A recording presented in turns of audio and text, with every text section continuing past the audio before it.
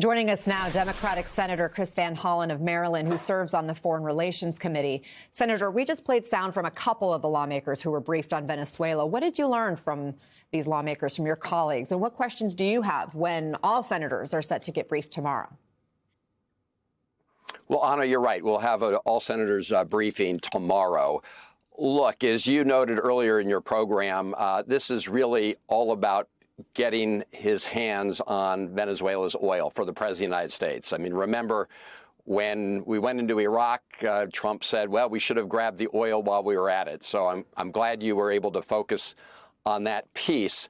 And of course, he's saying he's going to run Venezuela. He said that as recently as last night. He's also talking about going into Colombia. He's talking about Cuba falling. He's even talking about Greenland. So I think the questions we will have for the Trump administration is, how are you running Venezuela? The president's in charge. What's going to happen next? At a time when all of us right here at home are trying to get a budget done on time, we're trying to prevent a government shutdown. At the end of the year, the president just allowed the tax credits for middle-class families to go away. So health care costs are going up. What are you doing focused on running Venezuela at this moment? I want to play more of what we're hearing from White House Deputy Chief of Staff Stephen Miller. Here's his response when he was asked about leadership in Venezuela. Take a listen. We live in a world, in the real world, Jake, that is governed by strength, that is governed by force, that is governed by power. These are the iron laws of the world. We set the terms and conditions. We have a complete embargo on all of their oil and their ability to do commerce. So for them to do commerce, they need our permission. For them to be able to run an economy, they need our permission. So the United States is in charge. What's your reaction to that? Well, I heard about that Steve Miller rant, and what he essentially is saying is that President Trump thinks that the United States should go around invading countries whenever we want, whenever we can, in order to grab their natural resources. I don't think the American people signed up for that. We tried nation building in Iraq. It didn't go well. We've tried it in Afghanistan. It did not go well. And now you have Steve Miller and others talking about going not just into Venezuela, but other countries as well. I mean, he refused to rule out the use of force to go after Greenland in that interview he did last night. So, look, I think the American people really want us to address issues here at home. We have the president right now talking about Venezuela. We're going to listen to that. Cubans, mostly Cubans, but many, many killed. And they knew we were coming, and they were protected, and our guys weren't. You know, our guys are jumping out of helicopters, and they're not protected, and they were. But it was so brilliant. The electricity for almost the entire country was, boom, turned on. That's when they knew there was a problem. There was no electricity. Caracas said, there's no electricity. It's not a... The only people with lights were the people that had candles. It was just off.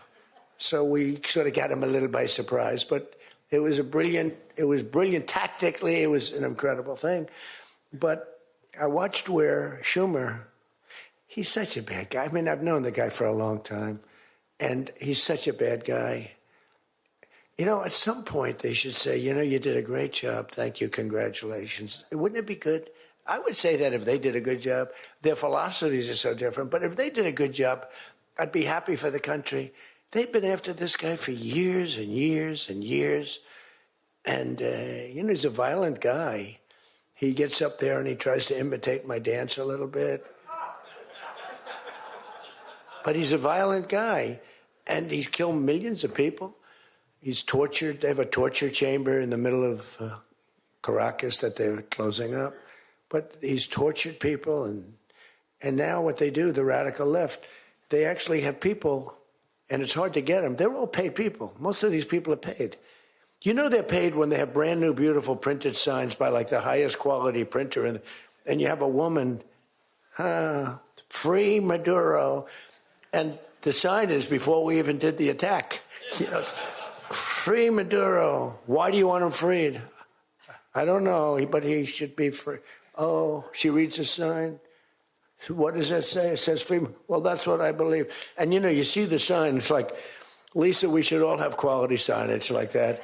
The one thing I want their sign maker. The guy is great. He does beautiful signage.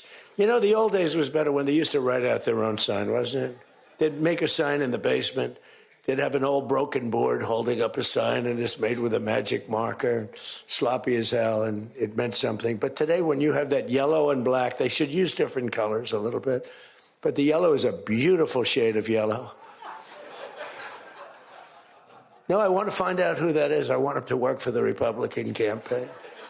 He's much better than our guy, whoever the guy is. But the United States proved once again that we have the most powerful, most lethal, most sophisticated, and most fearsome. It's a fearsome military on planet Earth, and it's not even close. I've been saying it for a long time. Nobody can take us. Nobody. We don't want to have it. We don't have a discussion, but you read all and you see everything else. Nobody could have done that. Nobody has our weapons. Nobody has the quality of our weapons. The problem is we don't produce them fast enough. We're going to start producing them much faster. We're going to be very tough on the companies. We have the best weapons in the world, but it takes too long to get them, including allies. When allies want to buy them, and they have to wait 4 years for a plane. 5 years. Okay, we're going to continue to listening and monitor if he makes any more remarks related to the mission or plans for Venezuela. I want to continue our conversation with Senator Van Hollen right now. We just heard the president describe a little bit about the mission. He claims mostly Cubans were killed as far as the casualties, and claimed that it was Cubans protecting Maduro. He talked about how lights were cut. He called it a tactically brilliant mission, and he says Democrats should be praising the capture of Maduro, calling him a bad guy. Your thoughts on what we just heard?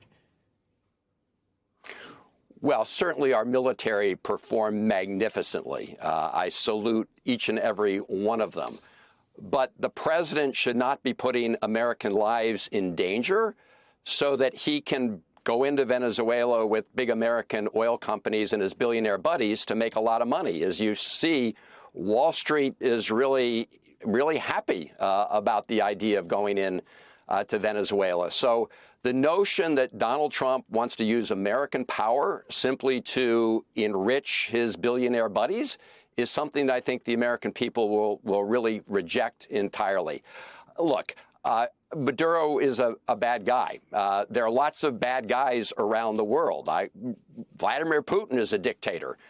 We don't go around trying to use U.S. military force to go after all the bad guys in the world. And Donald Trump, when he was running for president, specifically said that we should not be doing that with our resources. We should be focused on making sure that the American people have their costs come down, have prices come down, and that they can make a good living for themselves and their family rather than focused on these foreign wars.